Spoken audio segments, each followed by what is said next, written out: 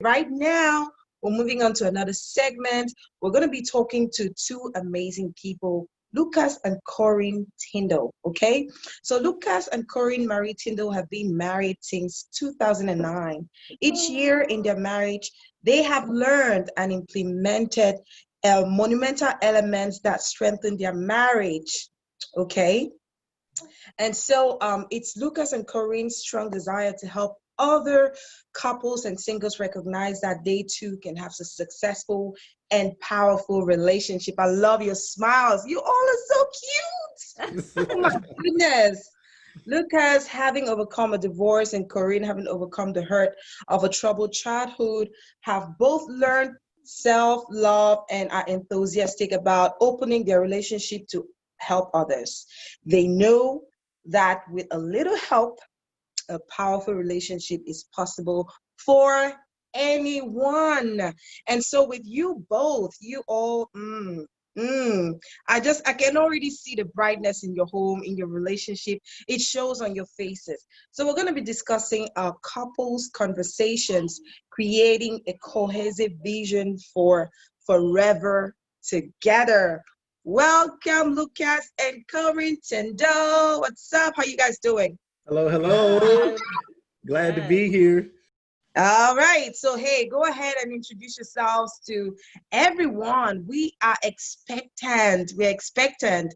We expect so much brightness, so much sunshine, and those smiles you guys have. We want to have bigger smiles even at the end of today, just, from learning from your amazing experience. So, you guys take it away. Tell us a little bit about you and just give us that little juicy stuff that everybody wants to know. Thank you, Gwendolyn. Thank you, Linda, for having us and for everybody who's here today. We're excited to be here. Again, my name is Lucas Tindell, and I am Corine Tindell. And we are a power couple powered by God. Yes. Okay, we believe that the power in our relationship comes from God.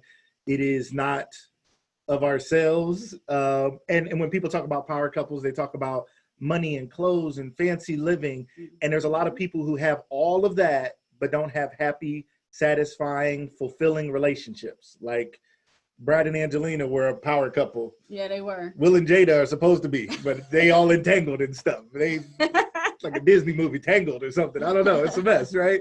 But so our power is in God. It's in being great representatives of what marriage is supposed to look like. We should be happy. We happy. I'm happy. You happy? I'm happy. I got a good wife, so I'm happy. So I'm living the good life over here. I got a good man. You know? We living it up. So why are we smiling? Because we living it good over here. Because and we've worked on our relationship and we've grown in our relationship. We've been married 11 years now, and it's been a journey like everybody else. If people were to say, "Did you guys was it perfect from the beginning?" No, it wasn't. Nope. Took some work. It took some work. I had some things I had to fix, like two or three things. I needed an oil change. I need to rotate my tires. I needed an alignment with the Lord. Okay. Right. He had a couple things that he needed to fix, and I had about one thing that I needed. She had like half of it. It was like, you know what I'm saying? It was like the macaroni and cheese need a little more macaroni. That's all. That's it. Other than that, everything else is perfect, and we're good. So we both had things to work on. We still have things to work on in that we have not reached perfection. I think perfection is something we continue to strive for, but we believe it's possible. We believe that our relationship can be great. We don't, and we know we're going to be together forever. We have committed. I'd say one of the biggest things we did, and one piece of advice, we got some notes and some stuff to share, but just to free flow for a minute. Yeah. We're committed. Babe. We're committed, right? We are committed. Like we said, when we got married, we said we would never use the ugly D word in our house. Yes. Like, you ain't going nowhere. I ain't going nowhere. Until death do us part. You ain't going nowhere. Somebody got to die. Or we gonna be together forever. All right. It's not a Lifetime movie, don't worry. Right. But we are gonna be together forever. Like, that is our call. What God has put together, let no man put asunder. Even this man or this woman, no man should be able to take apart what God has put together. And if we believe that God has put us together, then we believe that no one can take us apart, even in our own foolishness or mistakes that may be made or whatever may happen. I'm committed. Yeah, we're committed. And we think it's really important to, like we said, we will never say the D word in our marriage, because the words that you say you create that reality in your relationship. Yes. So if you're always throwing that on the table, once you say it once, it's already on the table. Yep. You might not get a divorce, that Right day, away, but that year, that but seed. you planted that seed in your relationship. You Yeah. put it on the table. So don't even plant that kind of seed in your relationship. If Yeah. you said it before, dig it up and Right. don't ever plant Get it you some again. help. Get that out of there. Like, do not say that in your relationship. You guys are going to be together. Once you got married, when you said your vows, you said till death do us part. Right. Right? You became one. Yeah. So you said that. So if you meant it that day, then live it out that way for the rest of your life. For the rest of your life, till death do us part. Yeah, and to people who have been divorced out there, I've been divorced. I was married at 20 years old and divorced before I was 23, 24. My head was spinning. I was coming out of a lot of dysfunction from my own family. I wasn't going, and I always challenge people, it's important that we're going towards something, not running away from something. So if you got into your marriage or your relationship running away from, rebounding from a past relationship or running from your dysfunctional childhood home, which I was doing, you may need to reset. I'm not saying separate because you came into it wrong, but you may need to realize that your foundation was faulty. Your foundation, if you build a house on a faulty foundation or in places where there's earthquakes, what's called a fault line, every time the ground starts to shake, the whole house falls apart. And that's what happens to so many couples. Their house or their home that they're trying to build is on such shaky ground because the foundation is weak. I did that in my first marriage. I was young. I was running away from something. My head was spinning. Before I knew it, I was at the altar saying I do's, and I didn't know if I did or didn't. I was just trying not to go back to my parents' home, and I was trying not to live in sin because I didn't believe I was right to live with this woman and not marry her. And then we had kids, and it was just a lot, okay? But what I learned was early on in that relationship, we talked about divorce. It was on the table. It was actually something that my ex would use to threaten me, like, I'm going to divorce you if you don't do something different. I'd be like, and I was a young guy, like, trying to be better, and it was too much. Me and Corine got together, we're like, we're not even going to say it. If we're not going to plant that seed, we're not going to give it power. The Bible says life and death is in the power of the tongue. Life and death of your relationships, life and death of your children, life and death of your job, life and death of your business. Life and death is manifest in the words that you use. Yep. Which is why people who are generally happy, and you're like, why are you always smiling? It seems like they're eternally happy because they're planting good flowers and good seeds. They always look like they're skipping through the flowers, right? Mm-hmm. Because that's what they speak. Yep. And so our relationship has been blessed because that's what we speak. Yeah, we speak good things in our We relationship. speak good things. We're going to be in this thing forever. Yes. And that's what we're talking about today, is creating a cohesive vision for forever together in your relationship. So we like for you guys to ask questions. If you haven't noticed by now, we like to talk. We like to just flow. Yeah, we got some notes, but we like to flow. We know y'all out there, so we want to talk to you guys out there. So if you guys have any questions for us, we will pause whatever we're saying, answer some questions. Throw them in the chat box. Yeah, we if see you the have comments. some comments, talk to us. We like to talk to people, Yep. to the people out there. Yeah, so we'll do that live, and we'll do it at any point. Also, we have the pleasure of doing this together. I have a live video podcast, and I've had a special guest on the last several weeks, and I think we're just going to do it every week. My beautiful wife has come on with me. Yeah, it's been so much fun. It has been fun. I love Yeah, it. I'm glad. I've been so happy you've enjoyed it so much, and I think we're making an impact, and that's our goal, is to help people have. Some people are in marriage like a ball and chain. They're in marriage like they're in prison together, right? They're like they're like we're locked in. We ain't going nowhere because we stuck, right? We stuck. I'm stuck with her. I'm stuck with him, right? People say stuff like this. Like, that is not the design of marriage. Marriage is not supposed to be this miserable thing you're just drudging your way through, barely getting through. Every now and then you have a good day, and every now and then you have a date night, and every now and then you have sex, and every now and then it's fun. No, it's supposed to be great, and every now and then things go wrong. The exception to our relationship are bad days. The exception is an argument. The regular flow is life and love and positivity, because that's what we feed. Yeah, that's what we feed. Yeah, and it took some time. It did take time, right? But we're there, and we're living it, and we're committed to it. And I think that's the biggest part: being committed to having a beautiful marriage and a beautiful relationship, and being intentional about having sex, like Emma was talking about before. Be intentional about going on dates with each other and loving yourself and loving your spouse. Like, that's things you have to intentionally do on a daily basis to be able to have a beautiful marriage. Absolutely. Yeah. 100%. Yeah. Shout out to Emma. We enjoyed what she shared. You know, guys a lot of times be excited. Somebody over there talking about sex. We'd be like, talk about it, girl. Preach. Hallelujah. She was saying it, but it's so true. She talked about intimacy being more than just in the bedroom. We always tell people that it is little words. She said cooking for each other, just doing acts of kindness, speaking the other person's love language. We always tell people that is so important. And then commitment to intimacy. And we talk a lot in our book, in our books and our writing about our issues that we've had with sex and how we've worked to overcome it, because it can be the thing that will hold you back from having forever together, because someone will step out and be unfaithful because everything else is good, but that sex piece is not right. And so someone will be tempted by the tempter and run off and do something that they can't take back. And then it forever damages a relationship that was otherwise good. So it is too important. People be trying to push it off like, it ain't that important. It shouldn't be that important. And don't I mean more to you than just sex? Don't I? Yes, but like I tell my wife all the time, I'm like, you're the only one that I'm going to have sex with. So you have to know, while some ex may have been running around doing stuff with other people, he may not have had to put the pressure on that. I'm like, babe, I'm not with nobody else. I'm not looking at nobody else. I'm not on my phone staring at nobody. I'm not doing, like, you all I got. So we gonna make this thing work, and we've worked to make it work, and we love what Emma shared, and we want to co-sign on what Emma was saying, right? Yeah. She was getting it. She was getting it. All right. Yes. Email Emma at emmaherman@outlook.com.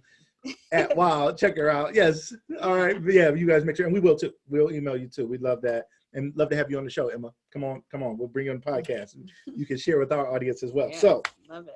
All right. So, one of the things people shared, I think some people may have shared earlier, is that most couples plan for a day. They plan their wedding, but don't plan their marriage. Yep. Wedding is like this.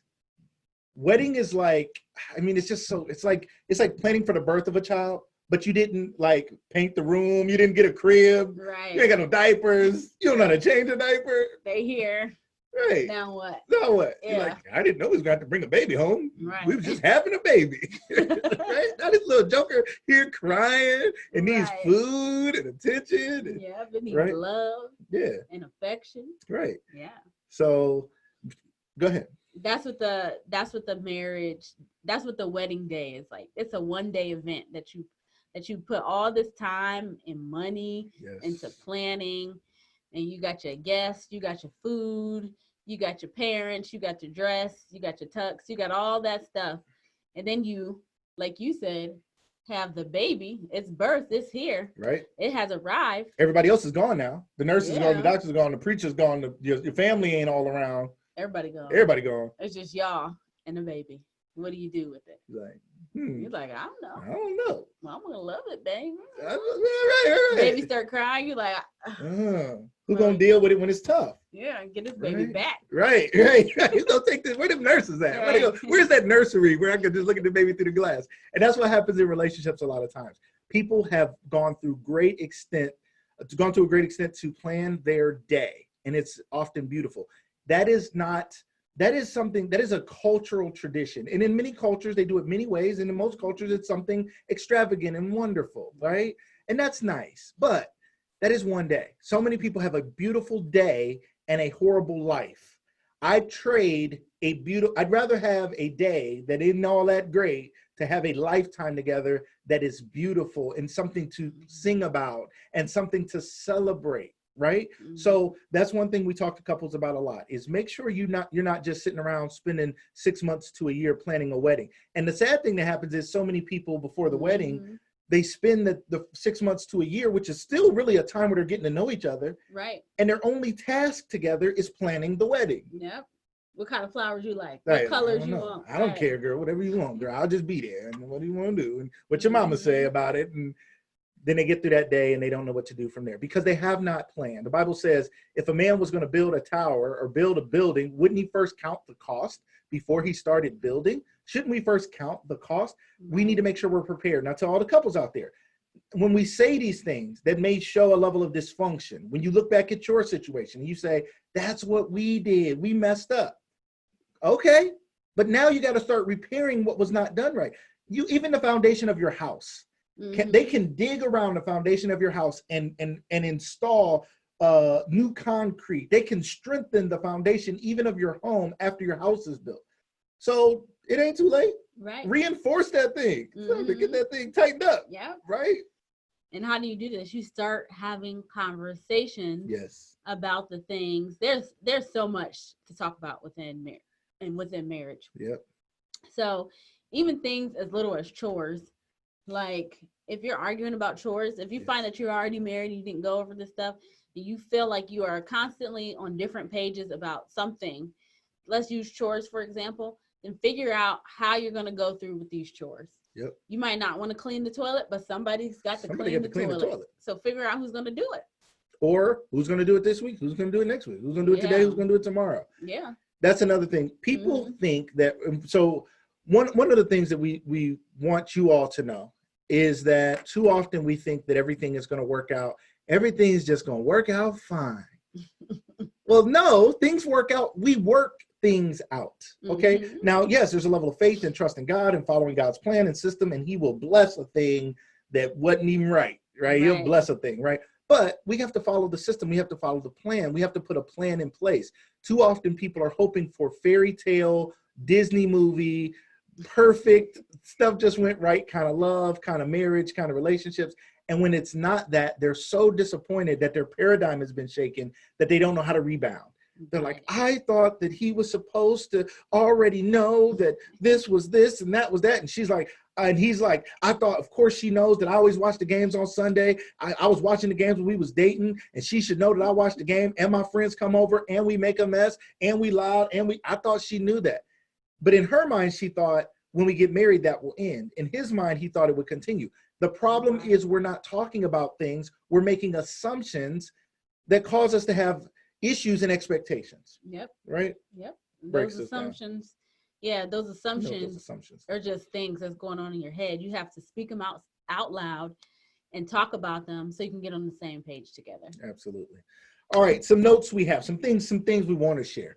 So we'll go between. We got some things we want to share. We got some things that we'll just let flow. You may have questions or comments. Please make your questions and comments. Don't feel like, oh, I don't want to interrupt them. We like that. So make questions, comments, say, I hear you. Good point. Thank you. Type it in the chat. Say, I was wondering about that. Say, I don't want to put my husband out there, but we did that too. What would you tell us to do? It's a safe space here. Okay. Because we're speaking as people who have also made mistakes and still are learning, but are called to help others build forever together. Yes. Right. All right. So one thing we have to do is respect and appreciate each other's differences. We're different, aren't we? We are very different. Isn't that funny? People are like, y'all just smiling. Y'all just smiling, be happy. We're very different. So how are we different? What would you say? And how have we dealt with that? I think that our biggest differences is our personalities. Like you are very outgoing. You are very talkative. Yeah. You have a lot of energy. Right. All day. Yes. When we're at the grocery store, you know everybody. And if I don't, I act like I do. Yeah, I love people. And I'm the person in the grocery store with my hood and my sunglasses on. I just came here to get some almond milk and get out. If I see you, I don't want to say hi. She dodging. Yeah. And I'm like, oh my gosh. We knew them from 10 years ago. She'd be like, I'm like, I think I'm Facebook friends with them, even though we've never met. I need to go say hi. Let's go meet that person. Let's go meet them. She's like, get the milk and let's go. Let's get out of here. So we are different, but understanding, respecting, and appreciating it. I think for some time early on, our issue was we spent so much time trying to change the other person instead of accepting the other person. Yeah, trying to make the other person more like who we are. Yeah. I was saying, babe, you got to talk to everybody. We got people. These are people. We got to talk to the people. You would say people won't think you're friendly. They think you got an attitude or whatever. Right. And I'm like, sometimes I'll be sitting there like with my fake smile on, like, hi, I don't want to do anything. I got an attitude. I don't really want to talk to them. I don't really want to. I just want to go home. Right. Get me home now. Right. So we had to talk about those differences. One point we made was most people have pre-learned beliefs and ideologies from their childhood that are shaping their perspective on relationships and their general approach to life. I knew how this should go. I wanted it to be this way. So I had a perception that my wife, as outgoing as I am, whether it's her natural personality or not, she got to step it up and because we are one, and for her not to be me is a problem. Right? But I had to accept she was different. She balanced me out. So now I'm calmer when I need to be. And she's able to be more, you're much more outgoing. Yeah, I am. You say? Yeah. Yeah. So we've learned from each other and we've really enjoyed it. Yeah, we're balancing it out, you know, we're becoming more like each other. But we also have that freedom in knowing that we don't have to be like the other person. That's nice. Nothing is wrong. Like nothing is wrong with him going to the store and talking to everybody if that's what he wants to do. Yeah. And nothing is wrong with me having my hood and sunglasses on at the store and just getting them up and going if that's what I want to do. Yeah, love it. Yeah. So we've worked it out. We see we have a question here, and we're going to answer that question in just a second. Thank you for sending that through. I think Gwendolyn got that and sent it through. So as far as that goes, let me say this. This is what I want to say, and you've probably heard this before, but let me say it one more time for the people in the back. All right, becoming one does not happen on your wedding day. The Bible says where two will become one. It did not say when you say I do, the two have become one. It's a process of becoming one. Yes. Right? It's a process of becoming one in God. When we, it's like people think as soon as you say, yes, Jesus, I accept you, that you're like great with like you and God are like got it all figured out. No, you don't. It's a process. Right. You don't know anything. You're a baby at that point. Now he grants you enough grace to give you time to get your relationship together with God. Likewise, in a marriage, he gives enough grace to help you get your stuff together. So you have a oneness in him because what he put together that nobody take, but it's a process. We had to become one. It took us time, but now when people see us, y'all like they smiling, they doing, we don't even know. Right.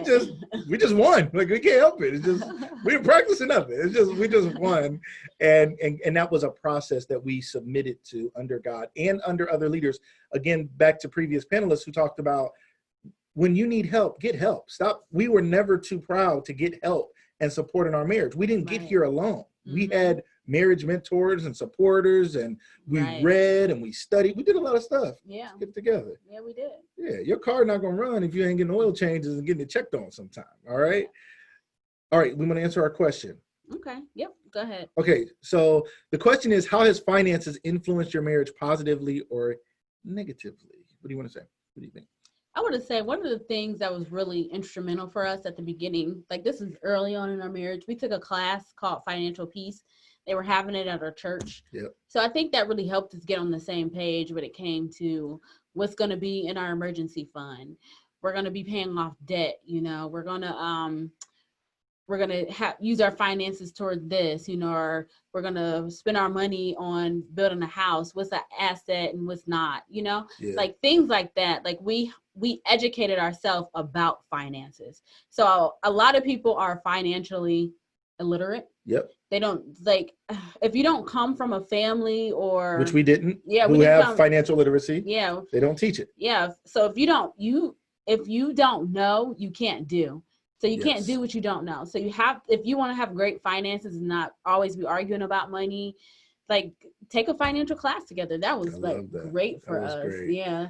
Like, I think that was like so instrumental. And to this day, like we don't really have arguments about money. Like there's sometimes I'm, asking you like, can we put this money in the savings or whatever? No, let's spend it.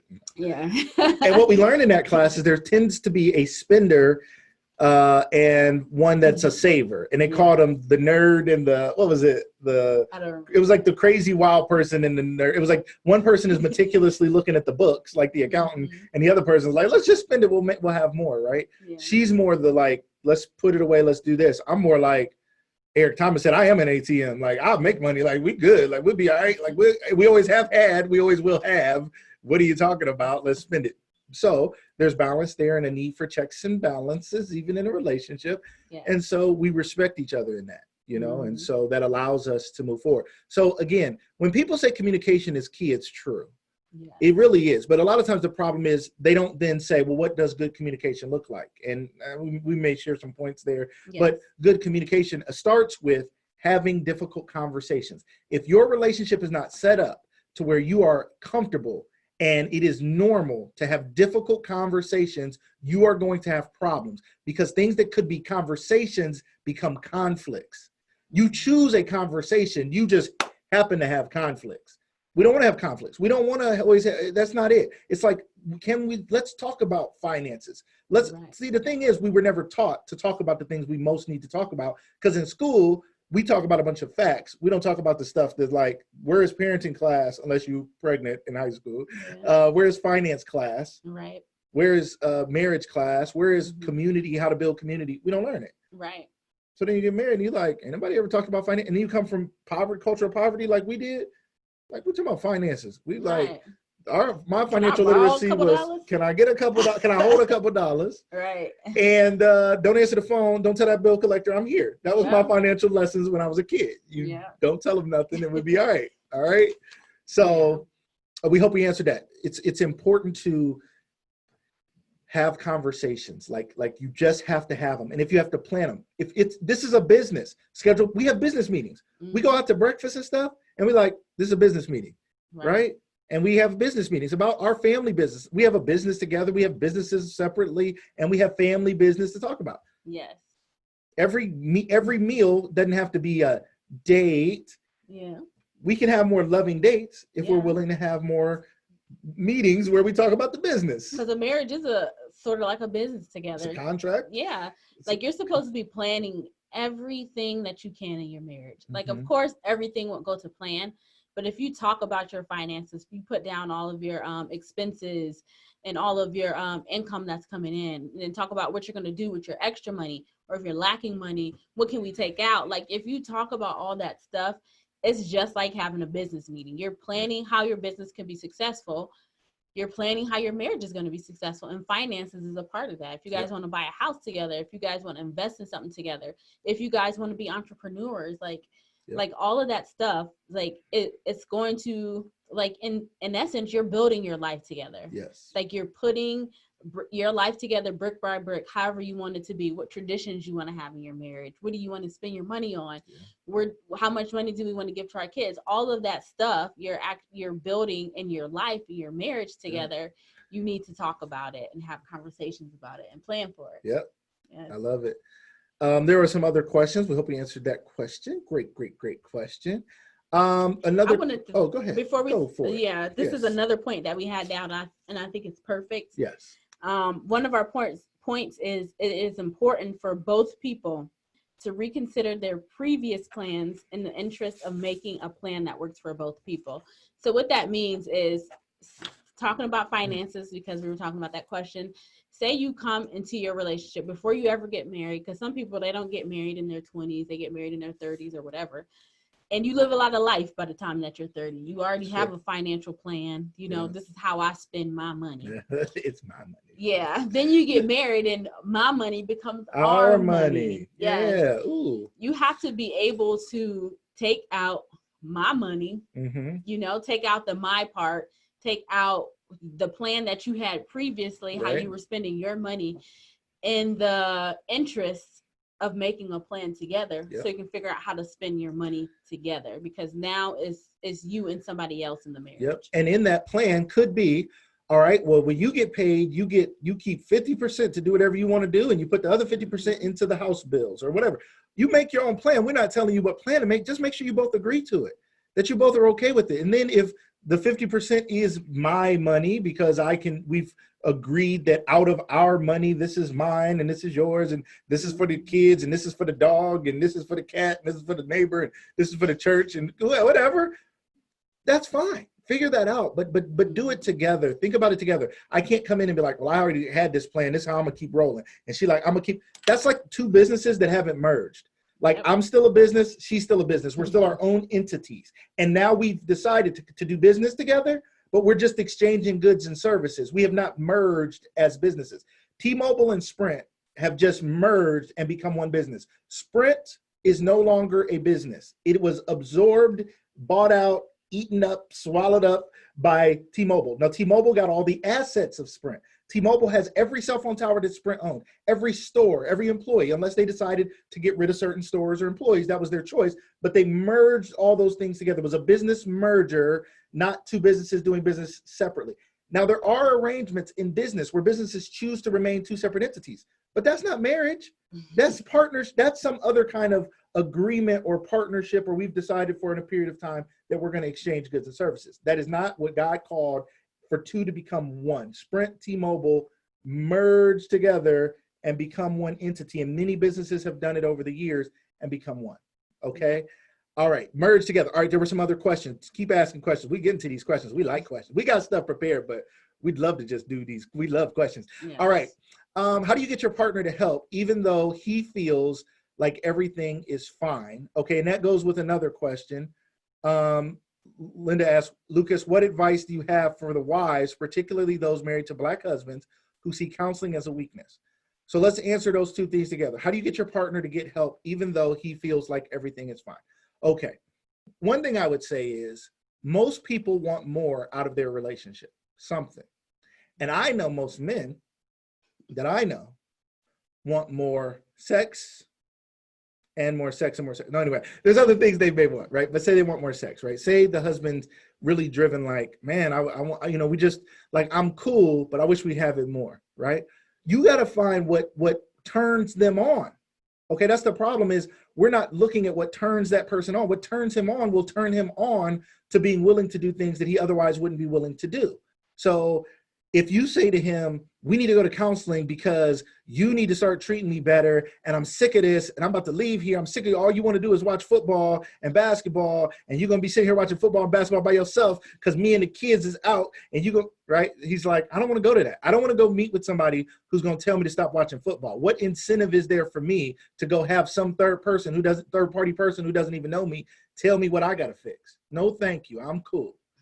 But if you say to him, what do you want? And he's like, everything is cool. You're like, but it's got to be something you want more of. Like, is it sex? Do you want me to cook more? Do you want me to be more fun, more spontaneous? What is it that you, and he might be like, well, yeah, I mean, it's been cool, but yeah, I would like us to have sex more. Or I would like you to be more spontaneous. Or I would like you to stop nagging me. Or I would like something. Okay.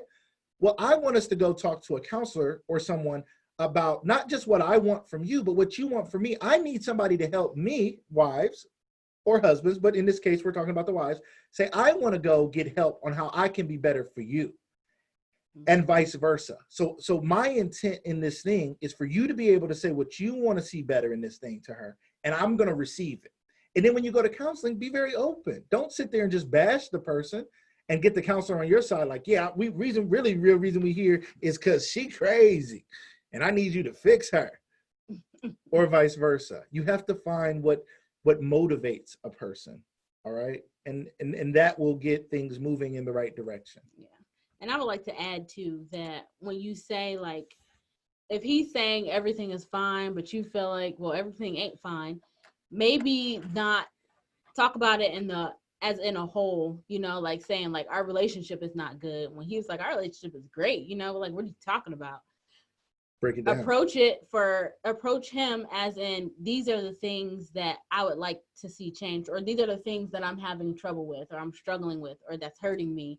Like, use that kind of language, not like, well, I don't think our relationship is good, and he's like, well, I think it's great, you know, like, those are two definitive statements.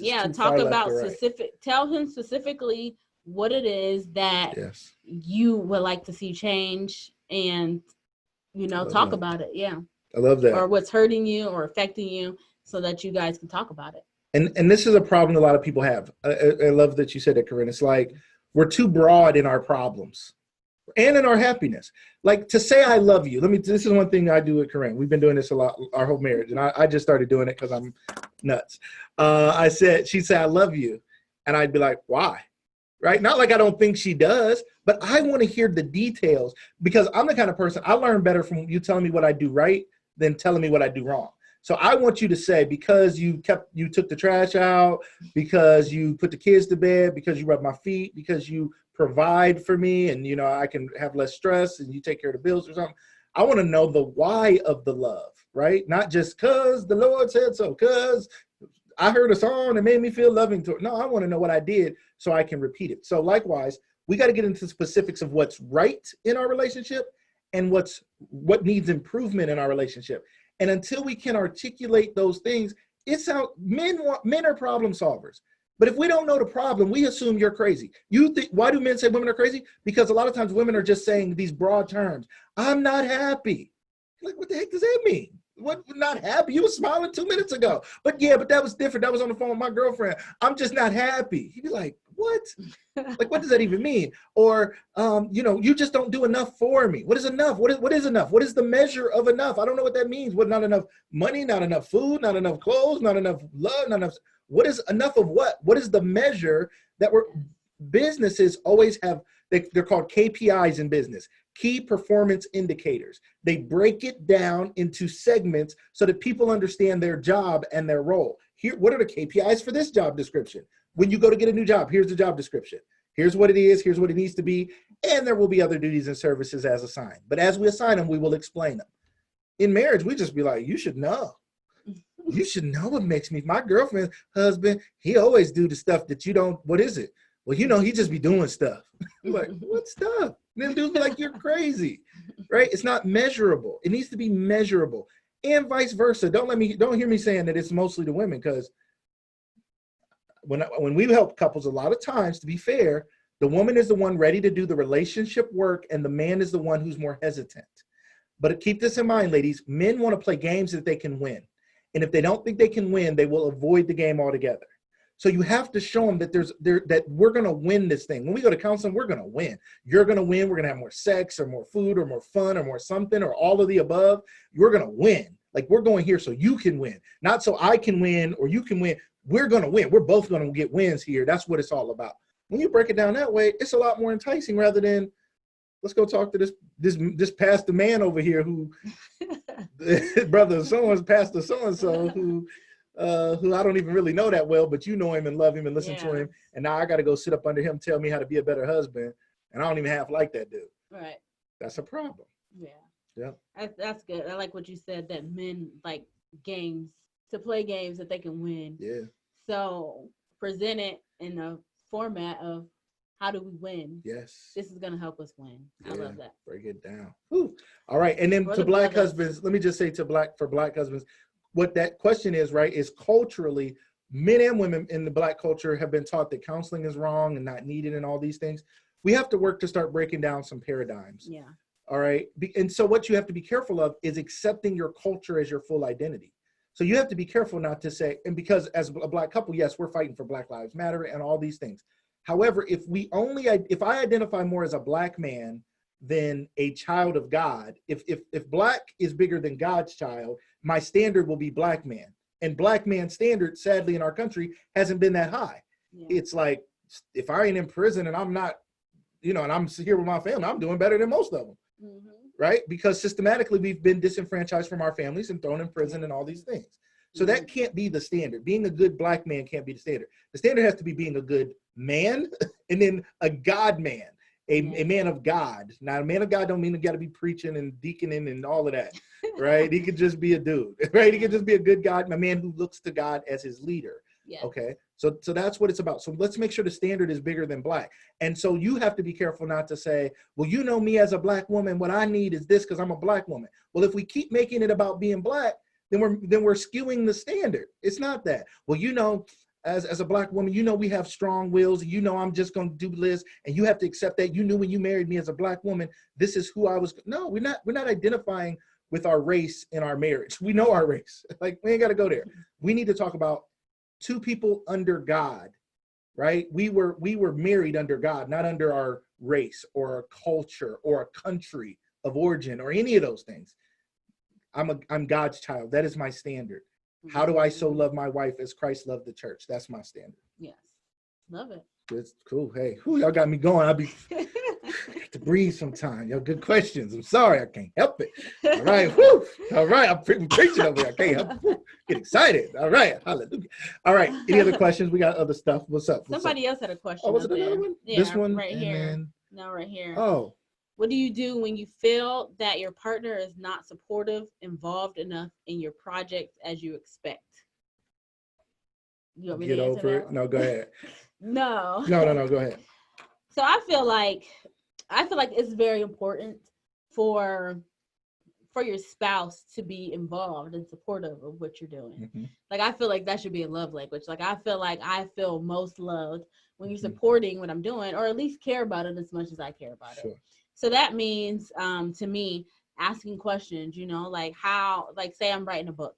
How's your book going? You know, like what is it about? Like asking those questions.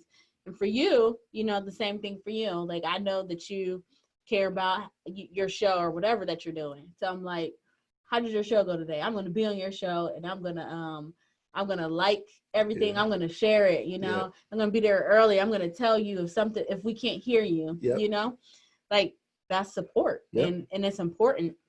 So I feel like if your spouse isn't supportive, like maybe you need to reiterate how important it is to you, whatever it is that you're doing, because maybe he doesn't know. Like maybe he just feels like you're out there doing your thing. I'm going to, you know, be over here doing my thing. Let him know that you want him to be involved, or at least ask questions about it or care. Yeah. What do you think? I agree. I think so. So I think it's twofold. On one hand, I think we can't wait for support to go forward, right? Like you have a passion or a calling or something that is in you. On one hand, we have to keep moving. We can't say she is the fuel that fuels my movement, right? And if you don't put gas in the tank, I can't go. That's putting too much weight on her. That's putting her in the God position. So it's like, you got to fill me up in order for me to do my thing. No, that's not true. God's going to fill me up to do the thing because he called me to do it. And she's going to support what she sees God doing in me, and vice versa, right? I also think, again, we don't have language for this stuff. We say broad things like, I want support. What does that look like? I don't know. Like, ask me questions sometime. Then one day your husband will ask you how it was, and you will say, I just don't want to talk about it. This stuff drives me crazy. I didn't want to think about it. One more thing, like, just no more questions. And they're like, ooh, okay, no more questions. Then the next day he like, I ain't asking. That almost caused a fight, right? She about punched me, right? And then you're looking at him wishing he would ask, but you're not going to tell him to ask, because if he cared, he would ask on his own. So instead of communicating that today is a day would be a good day to ask, you don't say anything. So now he thinks we won yesterday because we didn't fight and you didn't get mad and I didn't get mad and we're good. So he goes another day without asking. He just doesn't know the game. If in sports, if they move the out of bounds line, like say they started the game with the out of bounds line on a football field, and as the game went on, they just like it disappeared. Men would have no idea what to do. They'd be all over the place. They keep the sideline is always there to show them where the guideline is. The sideline is the guideline. Don't let him lose sight of the sidelines and the guidelines of the game. And where is the end zone? What's the touchdown? What's the basket? How can he score? How can he win? So you always have to do that. And you have to encourage, and this is both people, what you want. What you feed is what will grow. Remember that. What you feed is what will grow. If you feed negative, you'll get negative. If you feed positive, you'll get positive. So the day when he does ask, you say to him, I love that you asked that. That was such a good question. Like, oh my God, that turns me on. That excites me. That makes me want to do more for you. Thank you. I'm going to tell you, I've been wanting to tell you about this. And then the next day, write him a little note and says, it felt so good yesterday, or text him while he's away and say, I love that you asked me about my day yesterday. I felt so supported and so encouraged. It actually gave me, a little more energy to go do some more. And actually, I can't wait to tell you today about what else I got done. You're going to be really impressed. Feed it, and vice versa. Right? This is not just to women. This is men to women and women to men. We have to be very clear about what the wins are, right, and continue to, and stop saying they should know by now. Yeah. If they don't know, they don't know. Should know and do know are two different things. Stop saying what they should know. Right. Yeah. You agree? Yeah. Great questions. Love that stuff. Thanks for the question. Let's see what else. We had some comments. Y'all gave us some feedback. We like that. That's important. Showing support of your spouse's work is vital. Yes. Yes. So man is not God. Yes. So first you got to get them in the right position. Don't make your man or your spouse God, because that's too much weight. Don't say, it's not Corine's job to make me happy. Remember when we figured that out? Yeah. I was bad at that. Yeah. I was like, you ain't making me happy. She was looking at me like, what does that mean? Right. That's a lot of weight. That's God's job. That's God's job, brother. Yeah. I'd be like, you're my helpmate. Help make me happy. Yeah. Right? And I think that goes into our next point, about individually, you have to be able to become your best self. Yes. And that includes knowing how to be happy. You know what I mean? Yeah. Like, you should not go into a relationship like, well, this relationship is going to be my happiness. So many people make that mistake. Yeah, it's not going to be your happiness. You need to be able to be happy with you and God. That's a you and a God thing that is vertical. With your spouse, you guys should be happy enough within yourselves to be able to feed each other. Yes. Like, it's like I'm empty, he's empty, and we're like, please come pour on right, me. Right. Both our cars is out of gas and we looking at each other like. Right. Now, when I'm full and I'm happy, when I'm full of happiness and I'm full. The joy of the Lord. When I'm full of Yes, joy, right? then I can pour on him. So we have to be able to be that for ourselves, become the best individuals that we can.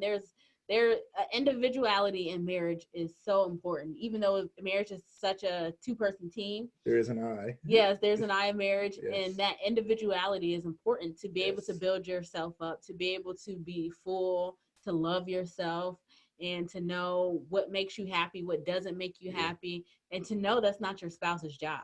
That's big. Yeah, it is. It took me time, and I have to admit, like I said, coming from a divorce and pain and like dysfunctional home, I spent my whole life trying to make everybody around me happy. Like I was that person. My mom used to say, "You're such a peacemaker," and like I'm even now, if two people are in the room or there's a room full of people and there's a conversation's getting awkward, I'm gonna fix it.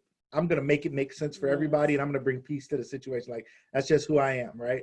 So in giving so much of myself, I then looked to the one person who I expected from movies and music and life, that my expectation was set based on the world. And I looked at her like, well, you got to be the one to fill me up. You got to be the one to make me happy. Who else is? I'm out here taking care of everybody. You got to take care of me. And that was too much weight. Yes. Because now I'm putting the weight of myself and the weight that I'm carrying on my wife. And this is the funny part. We try to suggest that the wife or the woman is the weaker vessel, but we put more on women in our culture than we put on men. Amen. And then we'd be trying to talk about women is weak and the man is strong. Yeah. Physical strength, mental, emotional, spiritual strength are two different things. Yes. He might be physically stronger, but I don't know a man that's mentally, spiritually, emotionally. I don't know more men that are stronger in that area than I know women. I know a lot more women who are stronger in those areas, but men come dump this stuff on women and then they still, want to be the king. They want to run things and tell them what to do, but really they don't know for themselves. Yeah. She needs to make you happy, but you have to make yourself happy. You have to be improving yourself each and every day. For sure. Like all throughout marriage, like life in general is about growth. Like you should not be the same person that you were when you were 16 to when you were 20 to when you were 30. It's all about growth, and you have to be growing individually and spiritually within yourself. Yes. And that reflects on your marriage. We've seen it. I can tell you guys the growth I've seen in my wife, her personal commitment to personal growth, not for me, for herself, for God, because she knew she needed to improve things as we all need to improve things. Yes. I would just be blown away at her growth. And then her growth challenged me to step up. I thought I was doing pretty good. I thought I was pretty. I wasn't bad. I wasn't a bad husband, bad, right? But we all had room to grow. And she wasn't bad either.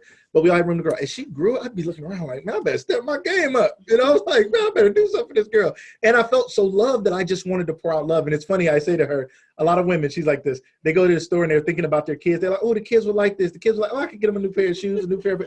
When I go to the store, I think about my wife. It doesn't matter. I could go to Walgreens and I'd be like, does she want some candy? Should I get her some Jolly Ranchers and some something? Or does she want a newspaper, a lemonade? Or I go any store I'm in, I'll be trying to buy purses. You'd be like, babe, I don't even like purses. I'd be like, babe, I saw this purse I wanted to get you. He was like, I'm glad you didn't. Because but it's because of the outpouring of love she gives to me.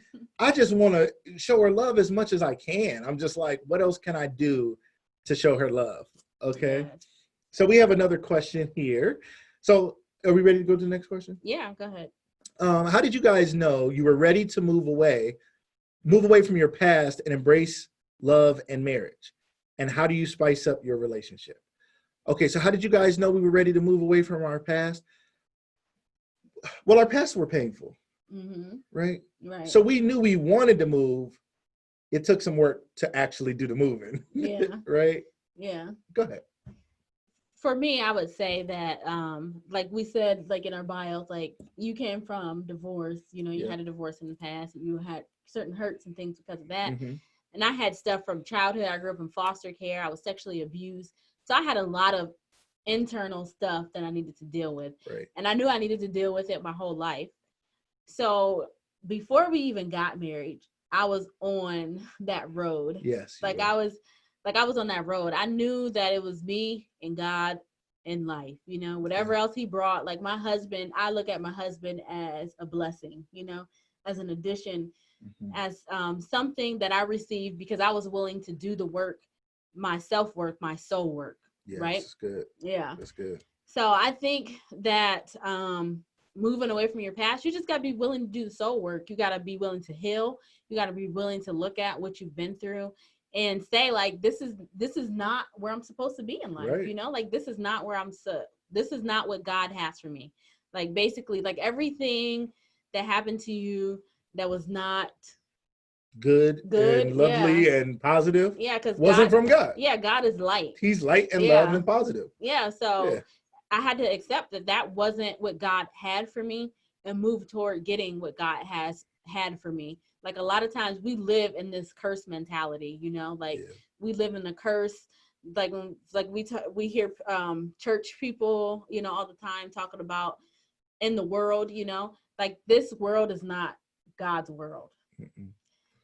It's but the system. God, but God put his spirit inside of us. Yeah. To manifest him in this dark world. So that we can be able to reach God. So I just had to be able to do that soul work to get closer to God and be to where God had for me to be. I love it. I know, you're right. You did. And she was a rising star. I remember telling people, like, she was broken in a lot of ways when we met. She'd been through some recent pain, even some, you know, relationship wise. And I had not, you know, I'd been divorced maybe a year or so, but I was so young still. I was 25 when we met. I had been divorced for over a year. I mean, who had been married and divorced and already had kids and a life and bought a house? I did all this stuff from 20 to 23, and then it all fell apart. So I had a lot of hurt. She had a lot of hurt. And we both had some work to do, but we both were seeking God ourselves. Like she said, there is an I in marriage. There is a need for me to be fully whole myself, right? People are like, two halves come together and you complete me like puzzle. No, that ain't it. Two broken things coming together don't even necessarily fit, right? We're two whole beings. We're trying to become whole and remain whole unto God, and together we become something, a force together, because we're strengthening ourselves as individuals. So I think we knew we were ready. The question is not, do people know they're ready? I think most people know they're ready, but they're not actually ready. They know they want to get over the hurt of the past, but they don't want to do what it takes. It's like somebody wants to lose weight, but they ain't really ready to eat right. They're not ready to work out. They don't want to change. They just want a miracle. Right. I always say we're waiting on God to do the miraculous, and God is waiting on us to do the practical. God is like, do some basic, like, you can't eat Oreos every day and be like, Lord Jesus, please, you pray over the Oreos, Lord, may this be nourishing to my body. You gotta be like, how do I make an Oreo nourishing to your body? There's no nourishment in an Oreo.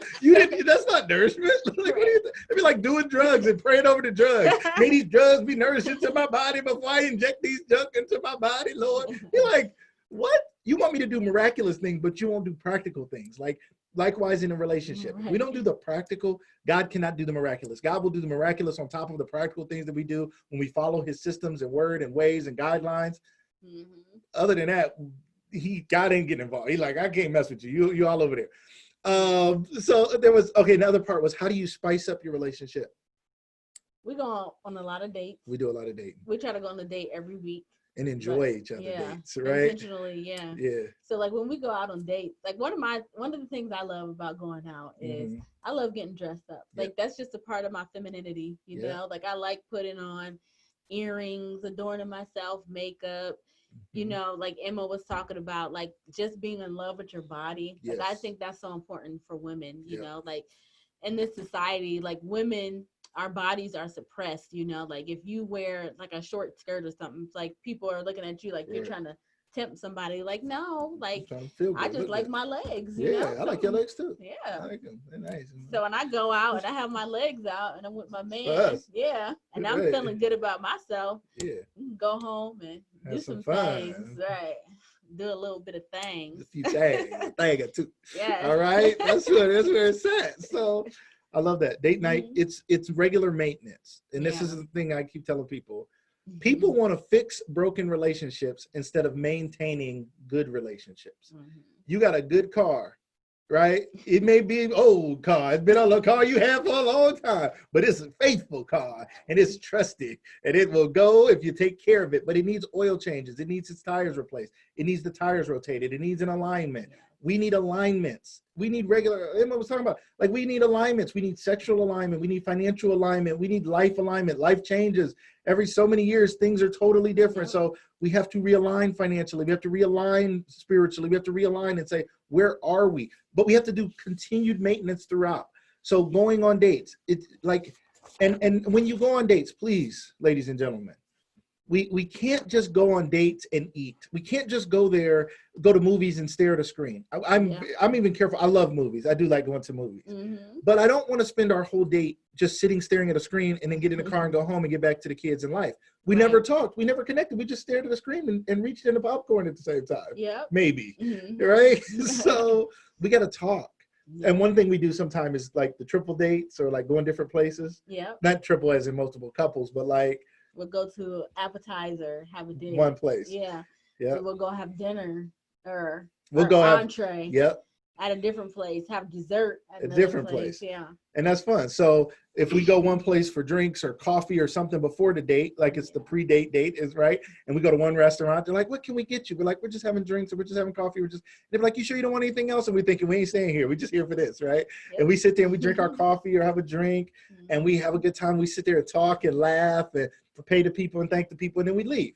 And it may be within walking distance. If it's a nice area in a bigger city or something, we may walk around the town and see what's going down and go over to another restaurant, or we may jump in the car and drive across town somewhere, another 20. And then in the car, we talking, we laughing, we singing. We singing songs. We singing Drew Hill songs at 112 and classic R&B. Yeah. Right? We played our wedding song in the car. We were singing it. Ooh, we did. Yeah, you got to have fun with each other. We do. Yeah. You got to be intentional. If you're in the car, nobody's talking.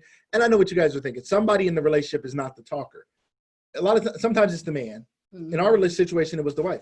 Well, she learned she got to put the phone down sometimes. I needed that. I needed that attention. I needed us to spend that time. So over time, instead of her defending who she was and saying, well, no, I don't always want to talk in the car. I don't always want to. She was like, okay, cool. This is cool. If you like it, I love it. Let's go. So we started enjoying them rides. Is half the fun. Yeah. And don't always go around the corner to dinner. Go an hour, 2 hours away just because half the fun is going to be the ride. Yeah, we have some points on dating. You guys are helping us. Y'all helping us get through. We got some notes. We got stuff to talk about. In a fun way. I like this. Yes. Keep the questions coming. So in our dating section, we're talking about scheduling a regular date night and planning a regular date night. Yes. So like actually like saying budgeting a date night too. Yeah, putting it in the budget. Yeah. So actually saying like we have written down like say there's a list of things that you want to try. Like I never been sledding, so I want to go sledding. Like you and your spouse just talking about it, you know. Yep. I never been skiing, I want to go skiing. Put that in the hat. Let's Add that go to the ice list. skating. Yes. Yeah. Let's go take a cooking class together. We talked about that. Yeah. Something like make a list of things that you want to do. Like both people, you say what you want to do, I say what I want to do. Make your bucket list. Yeah. It don't got to be I'm about to die bucket list. And it don't always have to be that expensive, but make a list. Some things you want to try. Yeah. And then when it's time for date night, you have some options to pull from. So it's not like awkward. Like I know like sometimes couples are like, we're not even in the, in the market. The space to go out on a date. Like we can't even get along. We don't talk when we go out. Like if that's the case, then take some cards with you with some questions on it. Yes. Pick from the cards and like talk about those things on the questions. And like make it fun. Yeah, another thing too, like when you go out and you're with each other, focus on each other. It's not the time to talk about cares about the food and the homework. I hope the food is good, but if the food ain't perfect, send it back and get some more food. Don't spend the whole date complaining about the food and the waiter and the waitress. Those people are extras in the movie. Nobody talks about the extras. They're not even in the credits. Go ahead. But it's not time to talk about the kids and the homework. It's not time to bring up the problems that you have with each other or the problems that you have in your marriage. Focus on each other. Focus on having fun. Focus on building that friendship. We said it earlier. There's a difference between date night or date day or date lunch. Let's hear this too. Sometimes we get caught up in date night being night. Well, our kids are in school during the day, and sometimes our nights don't allow us to get out at night like we used to or like we like to, because sometimes we get a little jazzier at night. But we go on date day. We'll go to lunch together, meet each other for lunch or go to lunch or breakfast or something, right? And then again, remember, we said there's a difference between dates and business meetings. We can eat, but sometimes we're sitting there eating or having coffee or drinks or something, right? But in real business, you do that, right? It's time where the company is going out just for fun. We just getting together for happy hour. We going out after work. And there's times where those same people are getting together and they're like, we going out for a business meeting. And y'all better come on and sit down and bring your notebooks and be ready with your plans, because we're going to eat, but we having a business meeting. So if you can differentiate the two, make sure nobody thinks they're going to get ambushed with a business meeting at date night. That ain't the time to dig into all the problems, all right? But in the business meeting, let's eat, let's be kind, let's have some parameters, maybe have a list of a couple things we want to talk about. We're not going to solve all the problems in the business in one sitting, so calm down. Let's just try to deal with a couple things. The kids been acting a little crazy, and we need to keep the house a little cleaner because, you know, we got people coming through for the holidays. Cool. Those are our two focuses. Let's come up with a plan, and then when we get done with that, let's laugh and have a good time then. Date night is date night. It's about us. It's about our love. It's about being intentional. It's about telling that person how good they look, how much you like them, how much you love them, how good they smell, how you can't wait to get home with them, and how you're going to lock the kids out if you have to, or leave them with the babysitter, or put them in the garage, whatever you got to do. Whatever you got to do to get back to it, make it fun, and talk about what the other person likes. Don't go there with all these things that you need. The man going there, man, she better be, I hope she's talking about sex. I hope she's talking about this, that, and the other, because that's all I care about. And the woman's like, I hope he's asking me about all my dreams and aspirations and the fact that I want to have another baby, because that's all I want to talk about. My goal is to go and talk about what she wants to talk about. Her goal is to come and talk about me. It's selflessness, less of me, more of you. So I'm thinking, let's make it about you. She's thinking, so while I'm trying to fulfill her, she's trying to fill me. And then that cycle of love starts instead of that negative cycle of pain and anger and hate and expectation and dissatisfaction and selfishness. We want to kill that. All right. We want to kill that cycle. All right. So I know we're coming to the end of our time. Okay. I think we have like 5 or so minutes left. Right. Yeah. Yep. So are more questions or? Yeah. If you have any more questions, let us know. You want to talk about the fighting? Yeah, let's talk about that. I like that. So the conflict. Resolving conflict. We were just going to talk about that really quickly. Yes. Boom. I'm like, where did that go? All right. Real quick concept. You want to go? Go for ahead. it. No, you go. No, just we start fighting. You go. Arguing about being nice. All right. So this is something, we wrote this as a blog some years ago about handling conflict. Yes. And we use the analogy of boxing. Not that we want to be physically fighting each other, but this is a good analogy, we think. Right. So number one, you want your arguments, because everybody does have disagreements, to stay in the ring. Okay? You don't get to go out. This ain't the WWE, the WW nothing. You do not get to go outside the ring and jump back in and out and tag people in and out. No. Right. Boxing and real fighting stays in the ring. Yeah. So don't go telling all your friends that you and your husband got problems and issues, and knowing that your friends ain't gonna do nothing but not like your husband. Don't go putting your business on Facebook and Instagram. Woo! If I had a nickel for every time I seen somebody's marital or relationship stuff on Facebook, man, it's like, what are you guys doing? Solve your conflict. Opening up your spouse's DMs is what you're doing. Somebody gonna be like, oh, they having problems. Let me slide on in. He seemed like a good man to me. She seemed like a good girl to me. She looked good to me. I don't know what he's complaining about. Right. Yeah. Keep it in the ring. Now, you may have people, and we're going to talk about, you may have people who are in your corner. Yes. All right. When you're in a boxing ring, you have people who you've selected to be in your corner. Those corner people are almost basically, they can come in the ring with you between rounds, and both parties have agreed. And there's referees who both parties have agreed that are marriage mentors. And you got to have support that you've chosen to bring those people in the ring with you. But if they're not people who we've both agreed, those people are in your corner, these people in my corner, this person is a referee, we all are in this together. If them people ain't agreed upon by the boxing commission, by the relationship commission, they better stay in their seat. They better have a seat over there somewhere in the stands and hope they might get a glimpse of what's going on in here, because you're not going to be in our relationship speaking into our junk, causing extra fighting for no reason. Right. And the next part is train for the fight. Yes. So when boxers, when they know about to have a fight, they train for it. They spend I don't know how long, months, sometimes a year.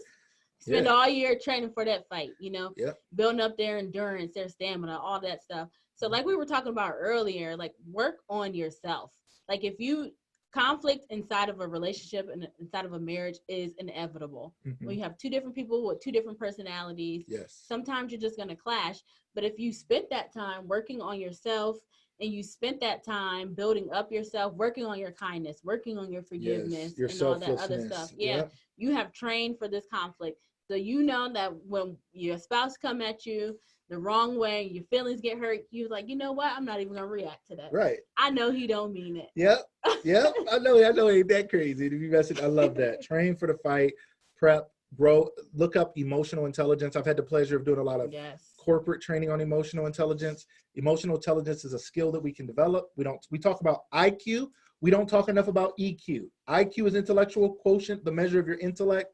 EQ or EI, emotional intelligence, is the measure of your emotional capacity to deal with conflict and pressure and strain and anything that comes against you. It starts with self-awareness, self-control, social awareness, the awareness of someone else, and then the social skills to be able to do the dance when we're having a bit of a conflict, that I don't just lose it and go off the handle, because I have control over myself first. I'm aware of myself first, then I can deal with what's going on here. Okay. So keep it in the ring and train to be appropriate. Yes. Not just to go in there and kill somebody. That ain't what boxing is. Next one is never hit below the belt. Yep. You don't just say any kind of thing. Hitting below the belt in boxing, it will cost you points or cost you to fight if you keep doing it. And you hurt people in ways that are not fair. Yes. So you imagine 2 men in a boxing ring, you hit them below the belt, and then they bent over and they hurt because you hit them in a place that's overly sensitive. That's what that means. You can't hit people in a sensitive spot. If you know they got issues with their mom, you can't be talking about that's why your mom don't like you either. You don't say no crazy. That's why the kids can't stand you either. That's why your ex told you you got this problem. That's below the belt. Don't and hurt people. I'm hurt because you hit below the belt. Then I hit you below the belt. Then you hit me below the belt. And then we both are just two hurt people who don't even want to talk anymore. Yeah, when you intentionally hurt your spouse for maybe unintentionally something that they said to you, then your marriage is going to suffer. Oh, that's a good one too. Sometimes people hurt you and don't mean to. Yeah, they don't. Sometimes they hit below the belt and they didn't know it was below the belt, or they should have known but they forgot or whatever. And you think, oh, I'm gonna go for him. Stop it.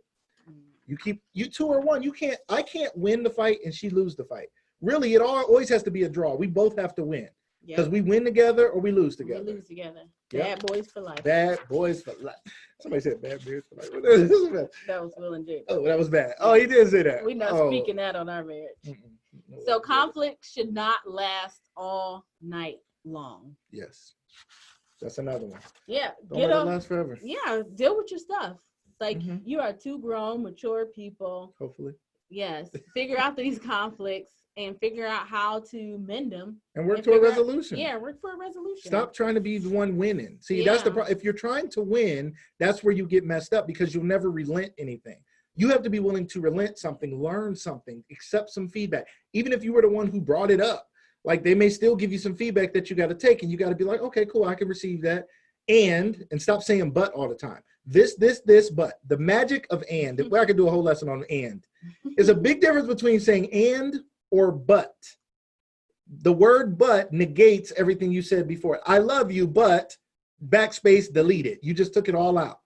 I love you, and I would love it if you were to do these things as well. Two things can be true at the same time. One thing is not mutually exclusive of the other. That's the problem we have. We're so definitive in things we say. You are a good wife, but you don't ever do, all she's going to remember is you don't ever do these things. But is a delete. Stop saying but, start saying and. This is true. You're a great father and a great husband and a great man. And I would like for you to help me out with the kids a little more. Both things can be true at the same time. You're a beautiful, wonderful, amazing woman. And I'd love to have sex more. That makes sense. That's fine. This and this. Okay. So please. And the power of and, ladies and gentlemen, if you use that, everything will be much better. All right. Next, use a referee, right? Yep. Get some people who you allow in to your relationship. Yeah. This could be a marriage counselor, which is sex important. Specialist. Sex specialist. A pastor. A pastor.